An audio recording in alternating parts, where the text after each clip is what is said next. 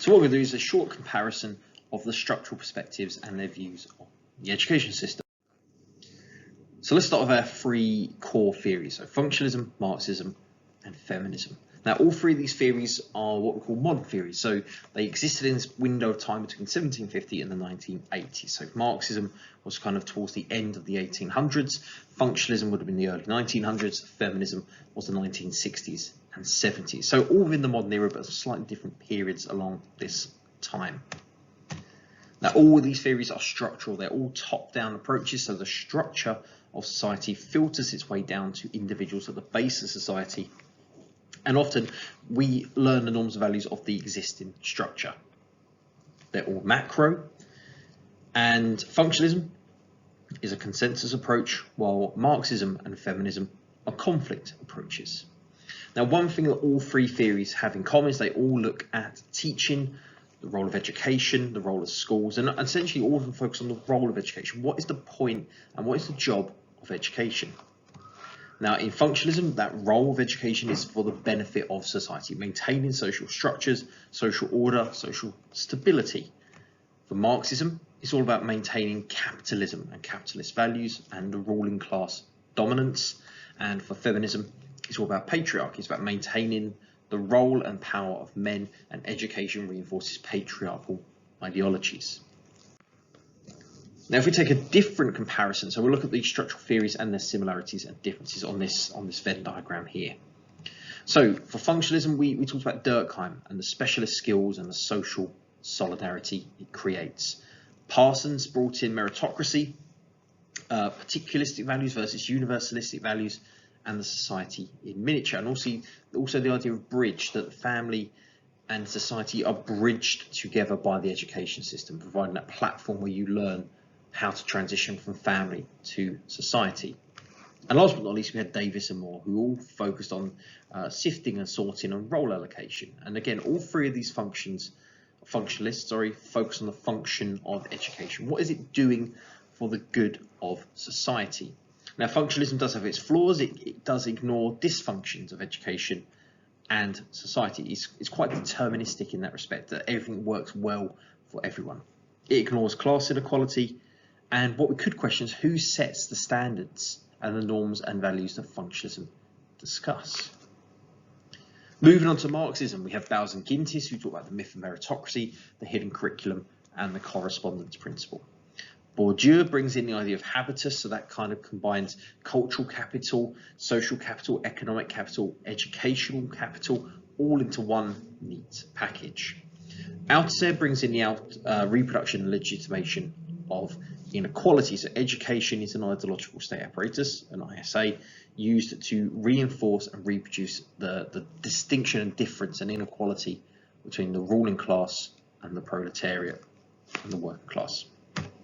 And last but not least, you have Willis. Now, Willis was all about learning to labour. He did his study on the lads, the 12 lads in the Birmingham school, and he said that they were kind of preparing for a unfulfilling life in capitalism and working class jobs by using schools as a training ground for that and kind of breaking the rules and having anti-school values.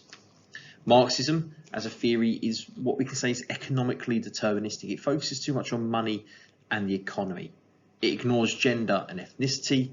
It ignores the positive function of education. And it has a very, very romantic view of the working classes and their subcultures as a resistance to capitalism. So the working class lads that Willis talked about, he viewed them as resisting capitalism, whereas they just may not be resisting, they just may not be trying. And pupils are seen as quite passive in Marxism, which is, they're not a passive group, they are active. And subjects like sociology highlight how active these students can be. Now, if we look at the similarities and differences between the two, so when we're comparing functionalism and Marxism here, education is seen as beneficial for wider society. That's something that both Marxism and functionalism agree on. And although the benefit and who is benefiting, so it's capitalism for Marxists, society for functionalists, but they're both saying that wider society benefits. Education is argued to be meritocratic. Now, Marxists disagree about how meritocratic it is, but the education system is based on this idea of meritocracy. And education teaches the skills you need for the economy. So Durkheim for specialist skills, and for the Marxist arguments about the reproduction, legitimation, the correspondence principle. It's teaching skills needed for the workplace. Now, if we look at feminism next, so we have Brown and Ross talk about gender domains and subject choice and how that's a division between boys and girls. And then the two branches of feminism, we have the radical feminists talk about male gaze, oppression, patriarchy, and you have the work of Wiener. Liberal feminists, you have the March of Progress, Equal Pay Act, sex discrimination, and obviously generally how things are improving in education. Generally, we can criticise feminism, particularly the radical feminists, for downplaying the progress women have made in society and in education. Radical feminists tend to ignore the fact that girls outperform boys in almost all subjects at all levels since 1989. So they tend to ignore some of the benefits or positive elements of education for women. But let's compare feminism and Marxism. So as a theory, they're both conflicts. They both argue education transmits the views of the powerful. So for Marxism, it's capitalism being transmitted. For feminism, it's patriarchy. And there's an element of reproduction and legitimation of inequality in both. So the education reinforcing the inequality to justify the oppression of a weaker group. When we compare feminism and functionalism, they both talk about how gender roles and gender socialization is taking place. We could argue that they both talk about how education is teaching specialist skills. So for functionalists, it's skills for the society and role allocation. And feminists, they talk about how education reinforces gender skills of women being homemakers and mothers and wives. We can argue that they both talk about preparation for the role of the individual in wider society. So for radical feminists, education is kind of training or reinforcing women's role as housewives and mothers. And one thing that liberal feminists and functionalists both agree on is that education is meritocratic. So again, there are some similarities between these two approaches. Now, if we're going to look at what all the theories share in common, what all three of these approaches agree on, they're all modern theories. Now, this means that they can all be criticised by postmodernism.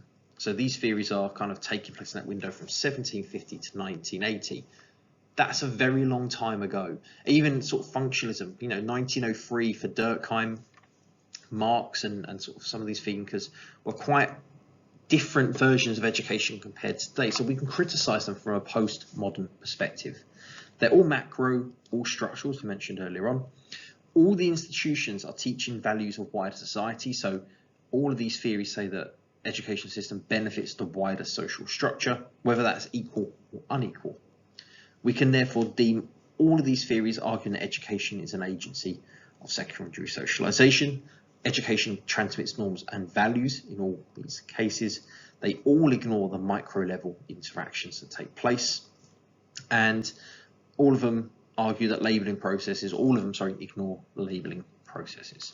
So here we have a comparison of all three kind of key theories, functionalism, Marxism, feminism, and their view on education. Feel free to take a screenshot of this image here and use it as a revision tool. I think one of the things we do tend to focus on when we evaluate and criticize theories, particularly in larger essays, is we tend to focus on the negative, what is wrong with the theory's view.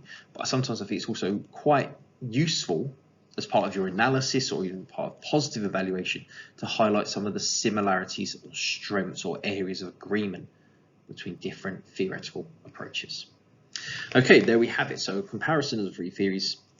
Hope this has helped with your understanding and obviously potentially give you some ideas for using agreements as positive evaluations.